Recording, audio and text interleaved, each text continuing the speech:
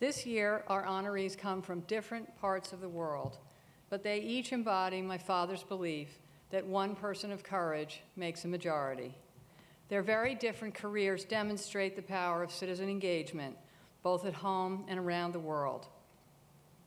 Individual acts of conscience can keep us true to our shared values, as Elizabeth Redenbaugh did when she stood up for the right of all children to have a shot at the American dream. And while Ghoneem's moral outrage helped spark a revolution that broke down barriers of isolation and fear and empowered thousands to seek a democratic future for themselves and their children. On the 50th anniversary of President Kennedy's administration, I can think of no better tribute than to honor these two outstanding profiles in courage.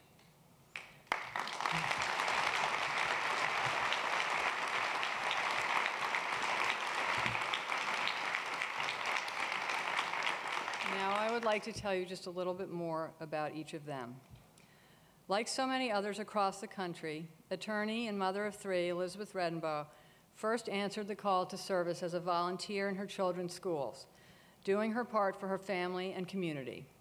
In 2008, she was elected to the new Hanover County School Board, where she assumed responsibility for the education of 24,000 North Carolina school children. When the board began to redraw middle school district lines, Elizabeth faced a choice between following the wishes of many of her constituents, who are also her friends and neighbors, and standing up for the principles that have animated 50 years of American social progress. Most of her constituents and colleagues favored a new district map that would send children to the schools closest to their homes, irrespective of other considerations. While neighborhood schools sound appealing in many ways, Elizabeth knew that such a map would concentrate most of the county's poor children in just one or two schools. She also knew that most of those poor children would be African American, and she knew that schools with high concentrations of poverty are overwhelmingly likely to fail. She believed that under such a plan, the county would fail in its duty to provide every student with equal access to a quality education and equal opportunity to succeed in life. For these reasons, Elizabeth opposed the idea of drawing school district boundaries strictly along neighborhood school lines. She urged New Hanover County parents and her school board colleagues to preserve a measure of socioeconomic diversity in the schools. Her stance carried real and painful consequences, pitting her against friends and neighbors. People threatened her at school board meetings, on the radio, and blamed her for destroying their community. But she stood her ground. By a vote to 4-3, the New Hanover County School Board ultimately approved the neighborhood schools plan. Elizabeth was the only Republican and the only white member of the school board to oppose the plan. The two school board members who joined her in opposition, Dorothy DeShields and Nick Rhodes, are also here today, and I would like to ask them to stand and be recognized.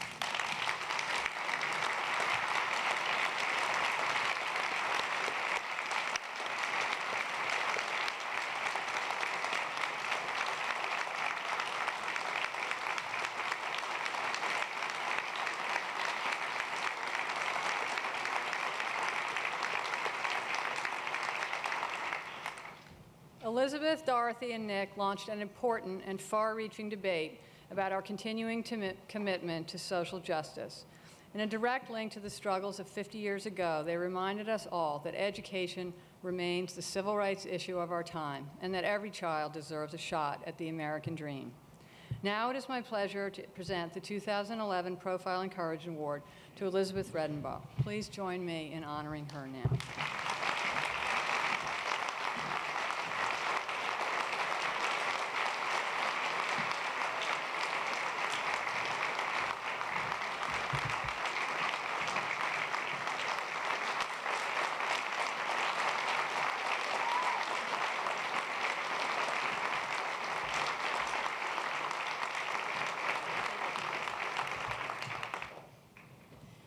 Thank you all so very much. I'd like to begin by extending my sincere and heartfelt thanks to Caroline Kennedy, the members of the Profile and Courage Award Committee, the members of the John F. Kennedy Library Foundation, and also to my many family and friends who have traveled from all over the country to be here with me today to share in this special moment. It means so much, so thank you very much.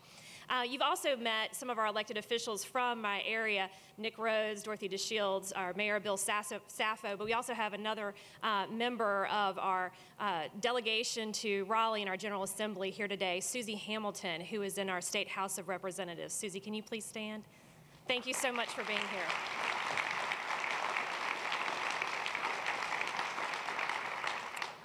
I stand before you today truly humbled to receive this award. Shortly after Caroline Kennedy called and literally rocked my world with the news that I was going to receive the John F. Kennedy Profile and Courage Award, I hopped online and took a look at the very prestigious list of past recipients. I had a vague recollection of whose name I might find there, but I have to admit that once I took a look at the list, I was left very, very unsettled. I was blown away by the elite list of statesmen and stateswomen that I was about to join.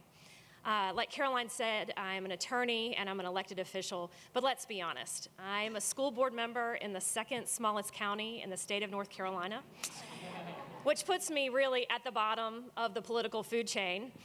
And I'm also the mom to 3 amazing children, and I log a lot of hours driving carpool all around my county. And as I looked at the list of past recipients, I had a really hard time imagining folks like Gerald Ford, Kofi Annan, Victor Yushchenko, toting a minivan full of kids to and from soccer practice.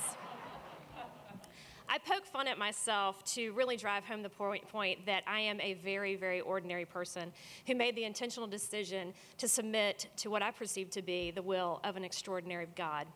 This is the source of my political courage. In early 2007, I had been listening to a sermon series on the book of Genesis, and there was something that the pastor said that really resonated with me, and I could not shake. What he said was, we are all made in the image and likeness of God, and therefore are worthy of being treated with dignity, value, and respect. And as I reflected on those words, I thought, how do I order my life to really reflect that principle? Fast forward to later that same year in 2007 in the fall, I had driven to my two youngest children to their elementary school to pick them up from school. It was a rainy day, and there were several moms that had congregated under an overhang to keep dry while we waited for the children. And I recall one of the moms saying, hey, did you hear? The school board is going to redistrict all of our schools back to neighborhood schools. And I have to be honest, I really did not hear another word that was said, because what that meant really washed over me. In New Hanover County, our housing patterns are segregated racially. And the words that I had heard earlier that year in that sermon series just kept flooding back to me, and I thought, there is no dignity in segregation. There is no value in segregation, and there is certainly no respect. And even though I wrestled with the idea of running for our school board, that moment really was the catalyst for me to seek a seat on our school board.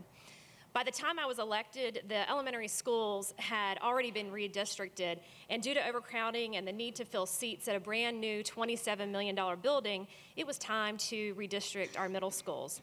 To put it mildly, as Caroline indicated, the process was quite contentious. It pitted neighborhood school supporters against those that favored diversity. We were already several months into the process when I received an email from a parent, a truly dear woman who I had spent a great deal of time fleshing out the redistricting issues with her, and she had sent this email to myself and our other colleagues on the board. And she stated that all neighborhood school supporters care about children in struggling schools, and that busing students to shift ratios really, truly was not the answer. Once I received this, I have to admit, I was really perplexed on how I was going to respond. And I have to admit that the email stirred a great deal of passion within me. Isolating our schools by race and socioeconomic status would clearly set our inner city schools up for failure, and I would not have any part in it. We had never, during our conversations, this parent and I had never discussed the very taboo issue of racism, but I'd had one too many conversations with neighborhood school supporters that indicated something quite different, that they did not care about the minority and the poor children in our community. I prayed about what to do at that moment, and then I made the decision to be brutally honest on both counts. Although many neighborhood school supporters do not have racist motives, they simply want their children close as home as possible, there were some that did, and I wrote about it. And when my email found its way into an editorial in our local newspaper several days later, this is the part that really unleashed the fury of a community against me. After 8 long months of debate, 4 heated community forums, and the creation and elimination of numerous proposed redistricting maps, our school board majority achieved its goal of creating neighborhood middle schools, but they failed to adequately address the issue of overcrowding. 316, or 1/3 of the available seats in our brand new $27 million building, they remained vacant. And the utilization of trailers, or educational cottages, as we call them in this field, were used by the board majority to leave 6 of our 8 middle schools overcrowded. Our direction, regardless of our collective intention, determines our destination.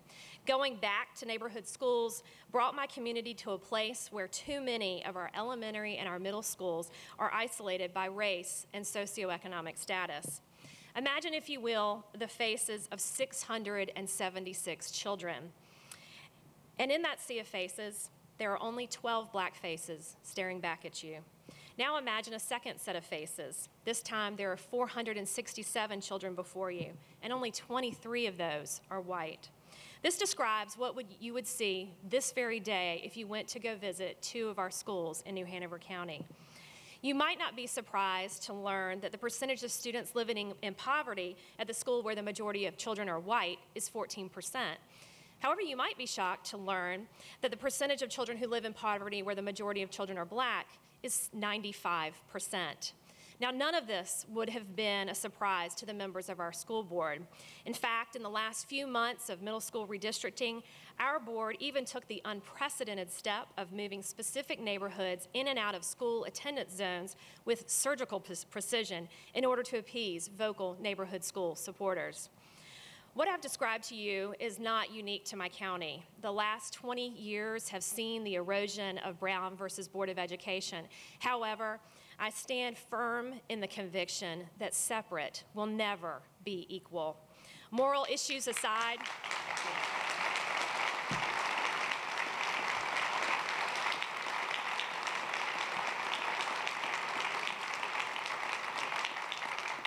thank you. Moral issues aside, years of research has proven that high poverty concentration, which often goes hand in hand with racial isolation, is a recipe for failure. In fact, only 1.1% of high poverty schools are consistently high performing. In the business world, would anyone ever dream of proposing a project with a 99% failure rate? It never would happen. The fact that socioeconomic segregation perpetuates failure does not mean children living in poverty cannot learn. Our local data, as well as our national data, demonstrates that poor children perform better in low poverty schools. During our many redistricting forums, we had parents who were emphatic that their children were not to be used as guinea pigs in a failed social experiment. However, the benefits truly run both ways. With diversity in the classroom, children learn how to be productive members of a multicultural society. Real change happens in the context of relationships. When diversity is absent, we cannot build relationships, and instead, we build walls that breed fear of others not like ourselves. The Jim Crow laws battled by President Kennedy and his administration seem so alien to us now. But will they be unthinkable as our students who attend schools isolated by race and socioeconomic status mature into adults? We must be mindful. Our direction determines our destination. We shortchange ourselves as a community, as a state, and as a nation when we set high poverty and minority students up for failure. These students drop out of school at an alarming rate, around 45% in New Hanover County, and are much more likely to become a burden on society. We cannot afford to get this wrong. There's simply too much at stake as we raise and develop our future citizens and leaders. May God bless the conversation that follows, and may He open our eyes to see and our hearts to address injustice rather than to recoil from the mention of it. Thank you.